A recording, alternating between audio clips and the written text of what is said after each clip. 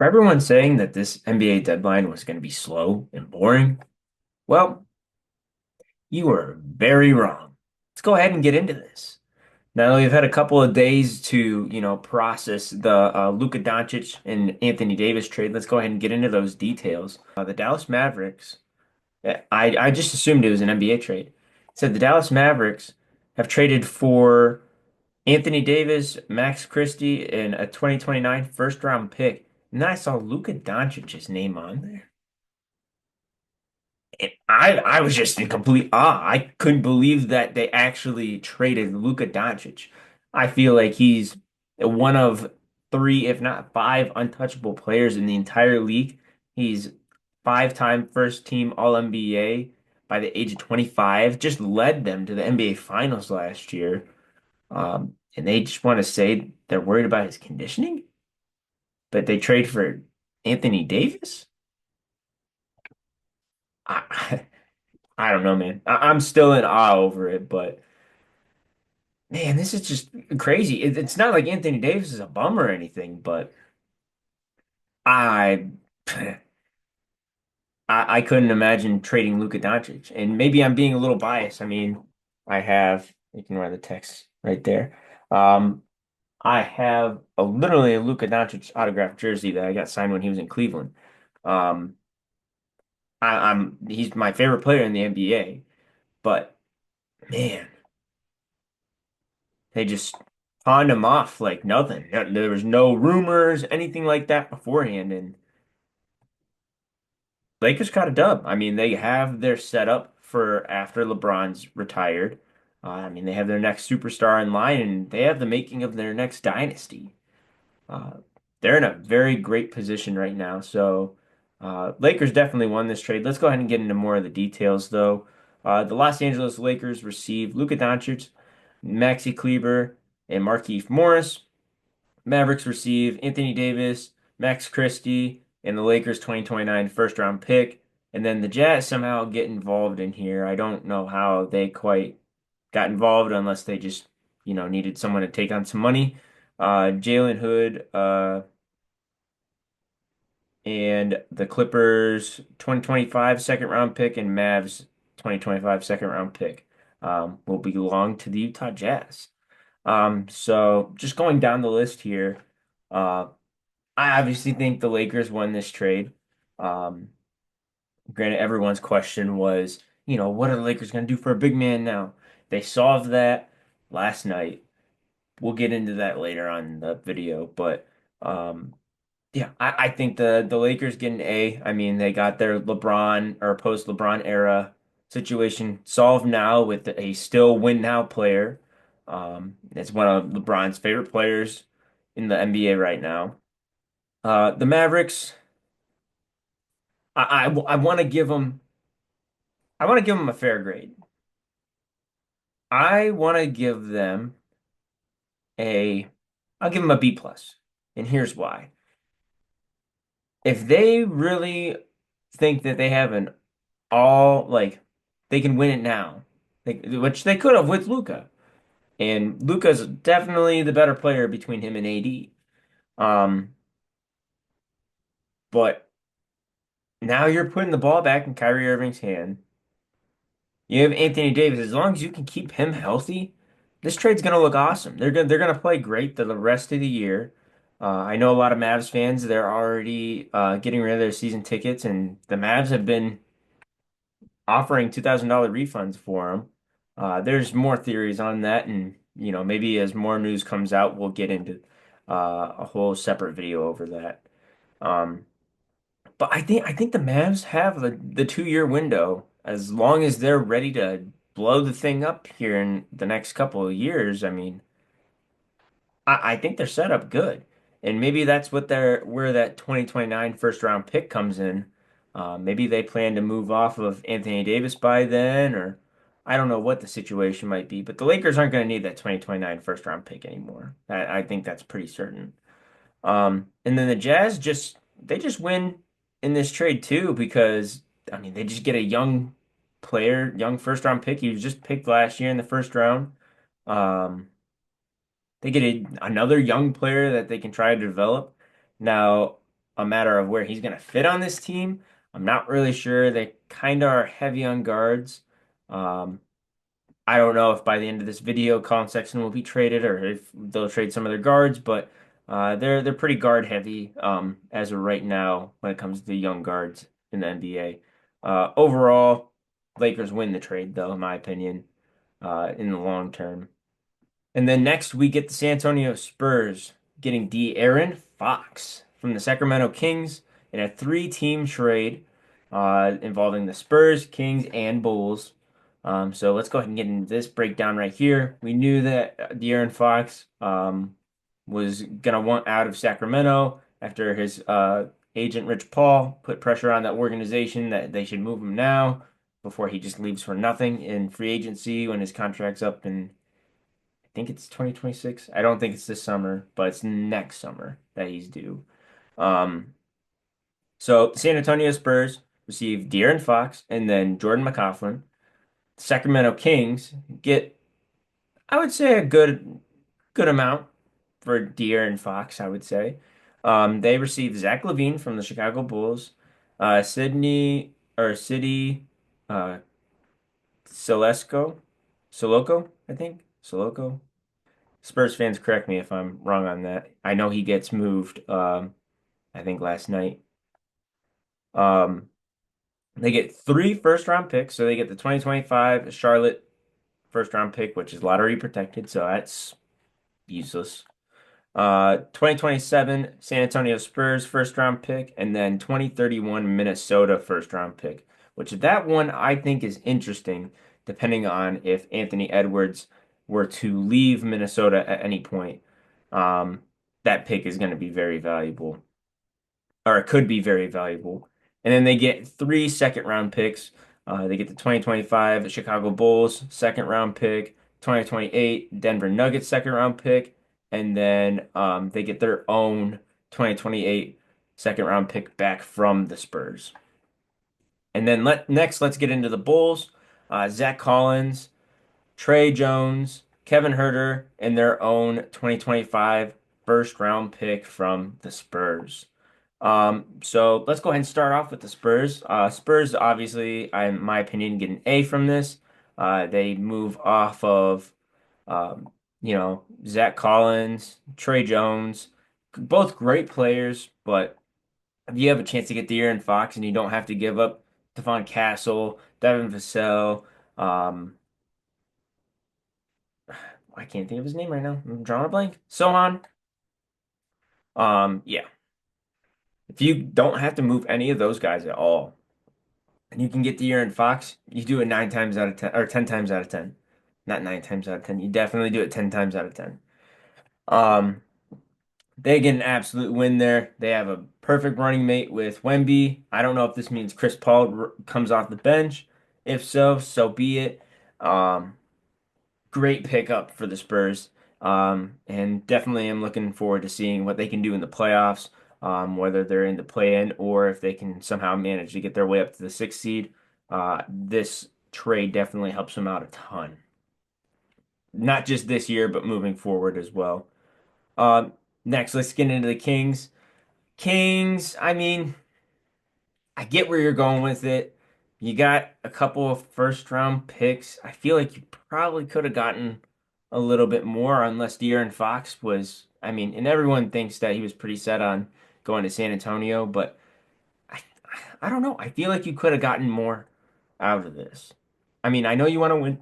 You want to win now, but and Zach LaVine's a great player. He's been playing awesome this year, but I just don't know if this was the move or not. We've seen DeMar DeRozan and Zach LaVine play with each other, and instead of Vucevic, they have Sabonis, who is a better Vucevic, a lot better Vucevic. Um, I just I don't get it. I don't get it. I think they're just settling for play-in tournament, if anything. It's just they turned themselves into the Chicago Bulls. And maybe I'm wrong. Maybe they have enough depth that they can, go out and do something. But I don't. You definitely don't get better from this. But think you just kind of stay where you're at, and you just got two, potentially three first round picks out of this. So, I mean, hey, I'm interested to see how the fit goes. But I definitely have to put them, um, I would say last in this trade. I think the Bulls got a better pick, and I know I'm probably going to be in the, uh, you know, not the majority with this one, or I'll be in the minority with this one. But the Bulls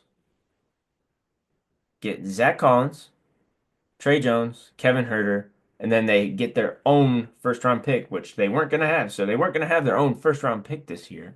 So now that they're, going full tank mode, they can actually benefit from it. Because right now they've had to stay consistent just to, make through. Whereas now they can have potential to get a top first round pick to go get like a Cooper Flag, a Dylan Harper, Ace Bailey, any of these top prospects this year. They can finally try to find a young player to build around. So I kind of like the Bulls in this trade a lot better with at least their plan. I still would like to see them move Vucevic, which they have not done at this very moment. So we'll see if by the end of this video they do trade him or not. And then next we have a bigger trade that happened yesterday morning between the Milwaukee Bucks and the Washington Wizards, where we saw the Wizards pick up Chris Middleton, AJ Johnson, and a pick swap with the Washington Wizards for Kyle Kuzma, Patrick Baldwin Jr., and a second round draft pick. Uh, you know, Kuzma, not the most amazing player, but he might be in that fit. He might be a better pick than Chris Middleton. It gets them off that contract, worrying about whether, are they going to be able to afford to sign him again this offseason. And if I were them, I personally wouldn't have. And Kuzma's on a lot cheaper deal too, which I just now I'm seeing that Patrick Baldwin Jr. just got traded again as I'm recording this. I'm trying to record this a little early because I'm gonna hit the road at 5 p.m. So I want to have a little bit of time to edit. Looks like Patrick Baldwin Jr. is going to, since I'm on the discussion, he's going to San Antonio. Okay, cool. Horizon League player. I think his dad's still the coach at Milwaukee too. Um, but cool thing to see there. Um, anyways, back to the trade. We had Kuzma going to the Bucks. Um, he's on a lot cheaper deal, 19 million compared to, Chris Middleton's 31. I think Milwaukee definitely benefited from this. Uh, question's gonna be whether we see Bobby Portis Jr. by the end of this video get moved at all, or what his role is gonna be with the team. Because Kuzma kind of, you know, replaces him really, unless they plan on putting him at the three, which I highly doubt. So curious to see where Bobby Portis Jr. is going to fit into this because he's going to be another player that's going to need paid here soon again. Um, but overall, I think this works out for both teams. I actually would say that Washington benefits from this. They get an expiring contract, and I wouldn't be surprised if Milton even gets traded again by the end of this video. But AJ Johnson, I know he was a player that a lot of Bucks fans, he's a young player. So I'm excited to see him get some reps in Washington. Hopefully he can grow into a pretty good player. I liked him a lot coming out of school. And into the draft, I always thought he was a very underrated prospect. So very excited for him to finally get some more reps, more minutes on a bad Washington Wizards team. And maybe he can be part of the reason they turn around one day. Who knows? All right, next, this one's awesome. Not a big trade at all. It is a little interesting. Daniel Tice is being traded from the Pelicans to the Oklahoma City Thunder for some draft compensation. It wasn't specified, or I didn't see exactly how much they gave them, but I know the main reasoning for New Orleans wanting to do this trade was to finally get below the cap because they were about $1.4 million over the cap limit, and now they got rid of an expiring $2.1 million contract to put them. I forget how below they are, but I know they're below now.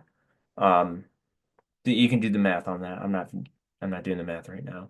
Um, but yeah, they get under there. I know Chet Holmgren, they announced this morning, is going to be returning to the Thunder here soon, but this gives the Oklahoma City Thunder a little bit more depth. Daniel Tice, he's a solid backup. That's what he is. You need him for, every other night. Sure. Hey, he's perfect for that. You need to give someone a break. Yeah, throw him in. He's good. Um, so very interesting trade. I would say both teams are pretty even on this. Thunder benefit if Chet gets hurt, Hartenstein gets hurt. They have a solid backup to go to. It's sort of the same situation where the Cavs were in if Jared Allen were to get hurt, so Tristan Thompson doesn't have to play as much. Something like that might be a move that they would look at. But um, yeah, great move by the Thunder. Um, and yeah, let's get into the next. All right, next we have the Washington Wizards yet again making another trade for Jonas Valanciunas, or trading Jonas Valanciunas to the Sacramento Kings for Cisco. I messed it up earlier in the video, but they get 2 second-round picks out of it as well. Um, I think this is a very solid move for the Kings. Not only does it help out Sabonis quite a bit, but it gives him the option to play some four rather than some 5 minutes. So I think he's athletic enough to do it. I do like Sabonis more as a center or as a true five. Um, but he can kind of flex in between that. And for what they had to give up, I do think that is a win now move. It's just a matter of whether the Kings are going to win now or not. But Valanciunas is on a very friendly contract. I think he only makes like 9 million a year, if I'm not mistaken, 10 million a year. It could be something like that. But very team friendly contract. So Jonas Valanciunas is going to be very nice for the Sacramento Kings moving forward. If not, a good trade piece for this summer to try to build something up better. All right. And then here is another mega trade. This is a trade we've all been looking for 2 months, and hopefully we won't ever have to hear about it again now. Um, the Golden State Warriors have traded with the Miami Heat for Jimmy Butler. The Heat will be receiving Andrew Wiggins, Dennis Schroeder, Kyle Anderson, and a protected first round pick. Now, I know some of these players got moved around just a little bit. And I think some of them are going to be on the buyout market. I know some other players that were involved were Lindy Waters the third and Josh Richardson. They're both going to be heading to the Detroit Pistons in this trade. Um, let's see. Dennis Schroeder, I know he's on the Utah Jazz. This was a five-team trade. Um, and it was rumored that Kyle Anderson was going to be a part of the Toronto Raptors, but it sounds like Toronto or something with Toronto and Miami didn't work out, but it sounds like Kyle Anderson is going to be part of the Miami Heat moving forward, which is good for them. He's going to be great depth for them off the bench. Um, but in this trade, also, Miami received PJ Tucker, which I know they traded him to Toronto for Davion Mitchell, which that one didn't happen until this morning, pretty much right before I started recording this. But yeah, this trade was super messy. Um, Golden State also agreed to a new contract with Jimmy Butler, which was a 2 year, $121 million extension. Uh, I think this is a very questionable move. He has a player option as well. Um, or Butler is declining his 2025-2026 player option for this new $121 million deal. So I think this is risky, especially with Butler being 35 years old. But, you only have Steph for so long. He's up there in age too. So I guess this is kind of a, last chance, move that you make, and you really don't give up a ton. So. I guess I don't hate it as much the more I'm thinking about it, but man, it's risky because I don't know if Jimmy Butler was quite the answer, but you got him for a price you can't beat. So And especially after all the rumors for the last couple days of Durant potentially being back on the Warriors, fell through. He said he did not want to go back there, which I know a lot of that has to do with Draymond Green, but I I don't think this is a terrible move. It's just a matter of what Jimmy Butler are we gonna get. If Jimmy Butler plays like actual Miami Heat Jimmy Butler, we'll be good. They'll be good. I shouldn't say we because I'm not a Warriors fan, but they'll be good and they'll come out good out of this trade. So I do I do like it. I do like it. I was kind of on the fence about it all last night, but it's not the worst. All right, next we have another big trade that happened later last night. It was around midnight that this one went down.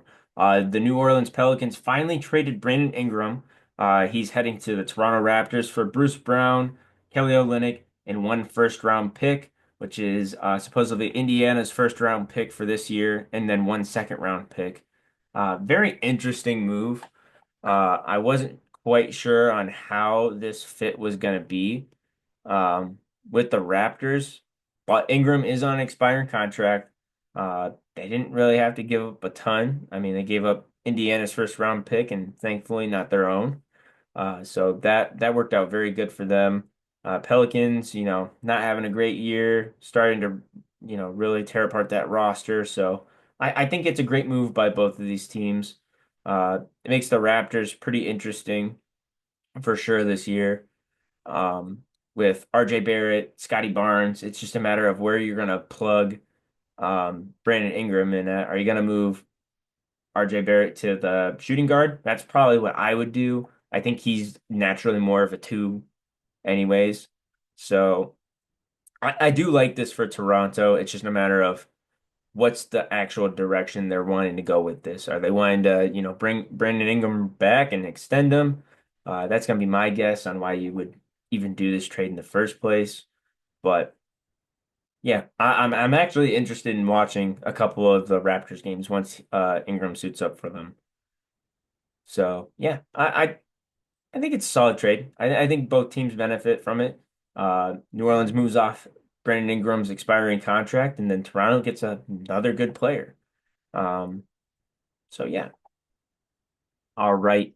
And then we also had last night. I woke up to this one this morning because I fell asleep shortly after the Brandon Ingram trade. But we had the Los Angeles Lakers trading Dalton Connect, Cam Reddish, and 2031 unprotected first round pick with a 2030 pick swap to Charlotte for center Mark Williams. I think Mark Williams is a awesome center for the Lakers to, play with. I'm going to be interested to see how he fits with this team. I think he fits pretty solid with them. I do hate that they had to get rid of Dalton Connect in this trade, though. Um, he's been probably my favorite rookie so far to watch, in my opinion. So far this year, I liked him during college basketball last year, and I'm a big fan of him. So I'm curious to see how he's going to play in Charlotte. Maybe he'll get some more shine in there. Um, so yeah, I think both teams definitely benefit huge from this. Um, and Lakers aren't going to need that first round pick if they're building around Luca because people are going to want to come to LA to play with Luca. That's for sure. Um, so yeah, I do like this trade a lot. I think both teams definitely benefit from it.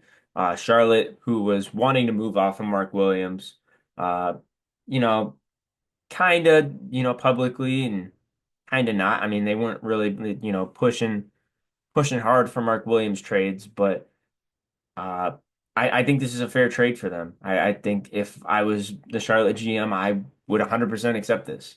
Uh, Only thing that sucks now, though, is that you don't have Nick Richards, who I probably would have kept if I was doing this, if I knew I was doing this trade. So, and I think this year's a loss for the Hornets, anyways. So it's going to be a matter of, really building up that capital, try to bring people in, make LaMelo Ball and Brandon Miller happy. Um, so yeah, I think both teams win out of this. Lakers get their center, and Hornets get a very good rookie. And um, Cam Reddish, who they can try yet again to revive his career, and maybe be the player that everyone knows he should be. Right. Next, this one just happened after I was done recording. I was in the middle of starting to edit this video, and then we got a couple more trades.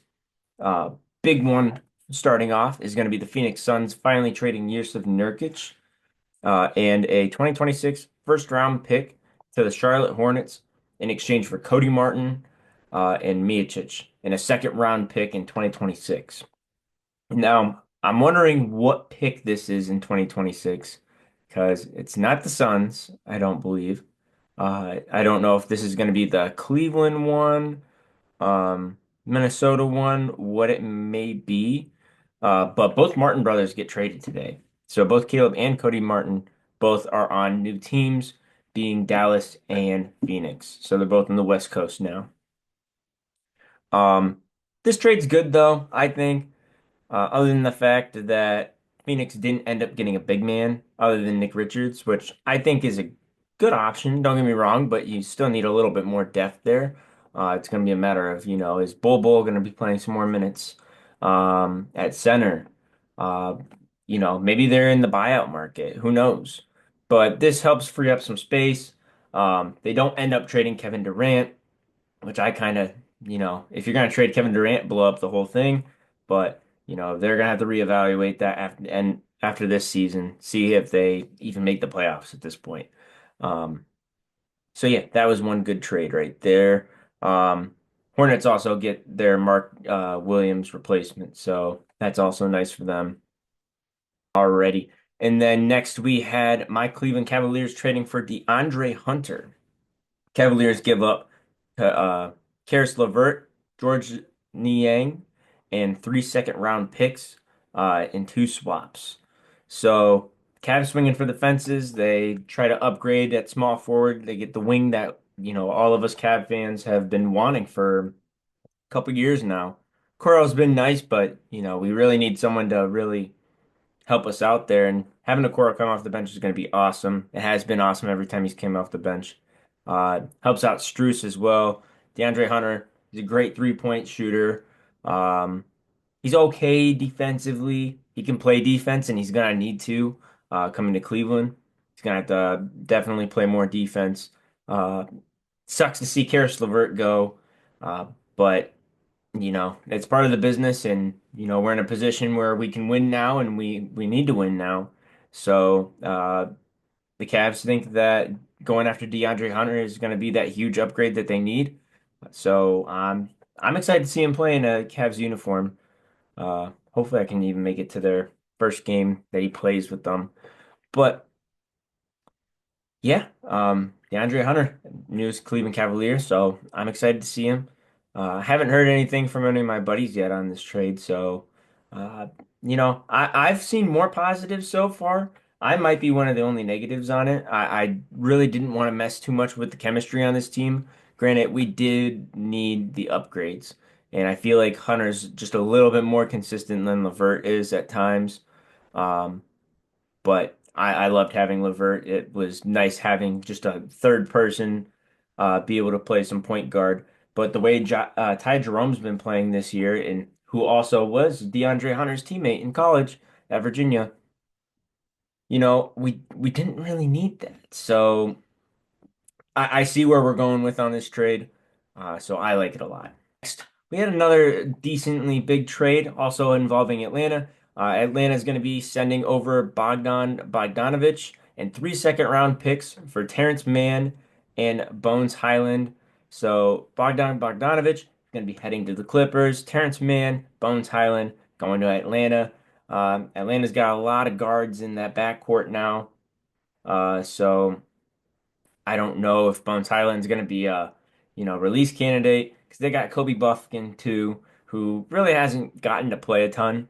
And now the deadline's over. So I don't know what their plan is with Bones Highland. So maybe we'll find out at the end of this video or maybe in a couple days, who knows? But overall, I think good trade for the Clippers.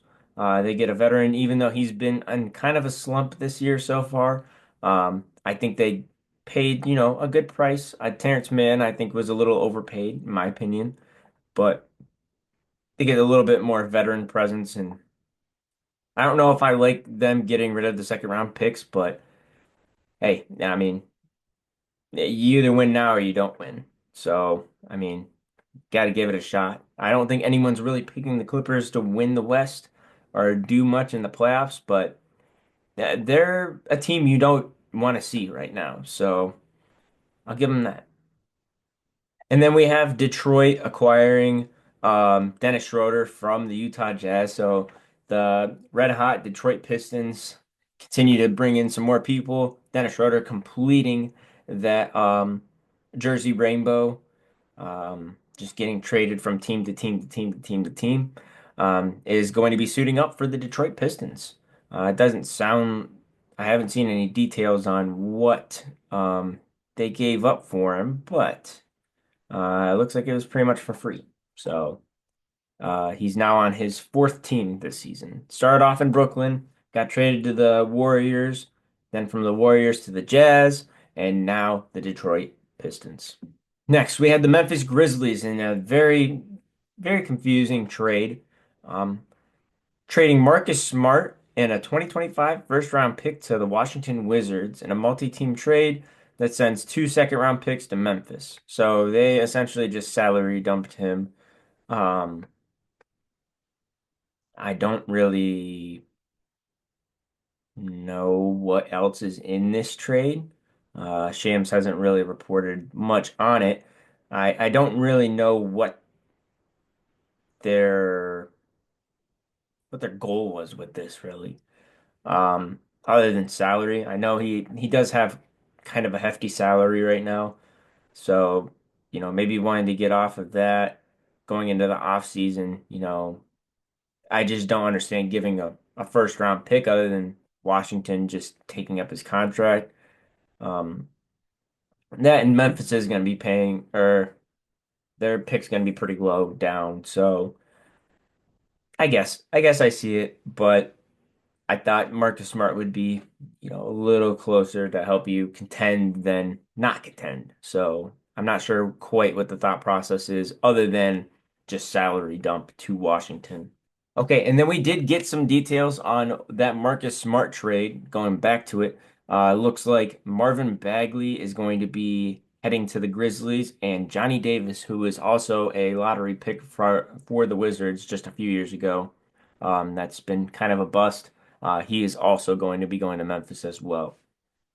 But other than that, I want to thank you guys for watching this. This was a crazy NBA deadline. I can't think of the last time we've had a deadline quite like this. Um, but if you guys are listening, make sure that you hit that subscribe button down below, leave a like, and comment down below who you think the biggest winner was and who the biggest loser was of this NBA trade deadline. Uh, I know I have got feeling we're gonna get some Lakers, some Mavericks. I want to see some other teams in there though. So what do you think is, go ahead and throw your most underrated trade this off season, or not off season, trade deadline.